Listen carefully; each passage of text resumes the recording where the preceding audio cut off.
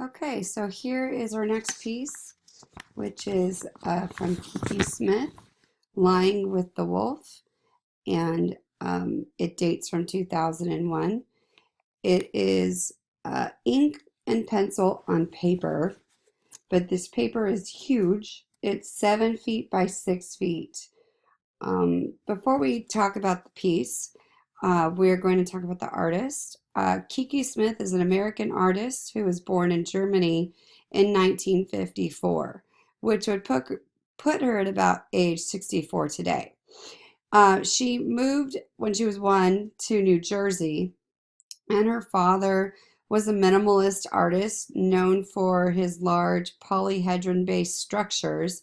So she really was exposed to the art world at a very young age, particularly, I mean, think about it, if she was born in 1954, she's going to be heavily influenced by abstract expressionism, minimalism, and then other contemporary artists, including Jackson Pollock, Rothko, and Newman from an early age.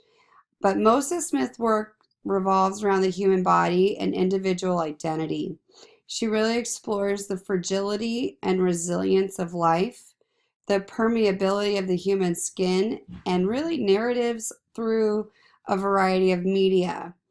She chooses images and sculptures of iconic women. Many of them are literary and are used to invoke a universal humanity through their female experiences and stories. So, at its heart, this is a feminist piece. But beginning in the 1980s, around the time she was 30, her art utilized the human body as a format for discussing social and political issues. She covered race, gender, sexuality, and this was responding to really the newly recognized AIDS epidemic that was hitting the United States very hard in the 1980s. Her work represents a return to the human figure, representation, and spirituality in the art community.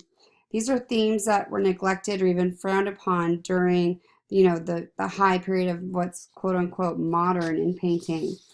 Smith will produce works in bronze, wax, paper, plaster, glass, and many other media because she believed that all artistic methods were equal in value and significant, and that no material was too lowly or low for artistic use. For example, in this piece, she uses paper, and paper was thought to be of as delicate and even a feminine material and was often placed at the bottom end of art materials. And that's because paper tears, it creases, it's definitely in greater danger of deterioration than many of the other art materials. But Smith also points out that paper can be strong, malleable, and it's used as archival material or for archives. Much like the human skin, it is simultaneously fragile and strong and acts as a barrier that is permeable to light. She also uses paper mache to create sculptures and joins many small sheets of paper together to support large scale prints or drawings. She also takes advantage of materials and techniques that are sidelined by the art world because they're considered either low forms of art or feminine forms of art. Smith takes these instruments, the discarded remnants of high culture, and imbues them with a deeper meaning throughout her work. For example, she'll use glass beads, which becomes like a meaning for fluids of life, representing blood, urine, tears, or semen. She also uses lustrous metallic doilies to mimic snowflakes and celestial bodies. Smith claims that there is power in art forms that are neglected, and she taps into that hidden power of the everyday and shares it with the audience. So her work has been discussed in the context of feminism and an attempt to redefine the image of women through their own experience. In the beginning, Smith presents the audience with a situation which all women must come to terms with. She carefully avoids direct relationships to challenging issues. She does avoid stuff like abortion, gender identity, and sexuality, but centers her work around biological functions of the female body. Smith explains that she wants to reclaim our bodies from fragmentation within society and art history.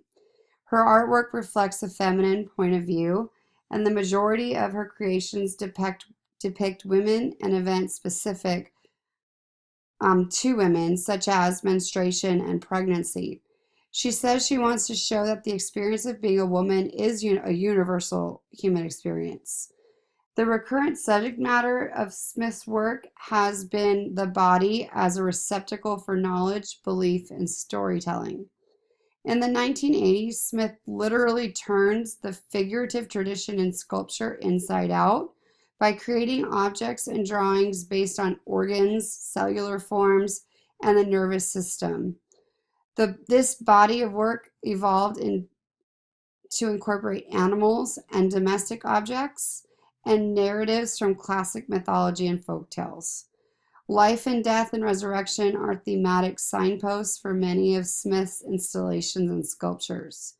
As Kiki Smith incorporates neglected and sometimes rejected art forms and themes, her work transcends some of the contemporary social and political issues. By making work that is specific, individual, Smith invites the viewer to experience a personal and emotional connection with each work.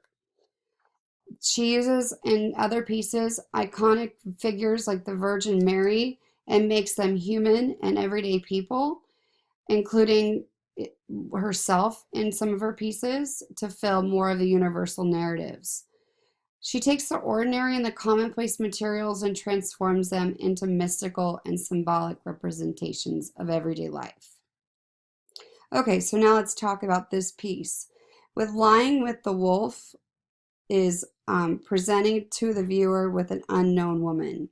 These figures are not an example of what it means to be a good woman or a bad woman, even an ordinary woman. These images don't refer to a specific event in an existing narrative. Instead, the scenes come from Kiki Smith's own mythology and symbolic language. So again, this is part of that esoteric knowledge that you need to know what's in the artist's head to understand what she's drawing in this case.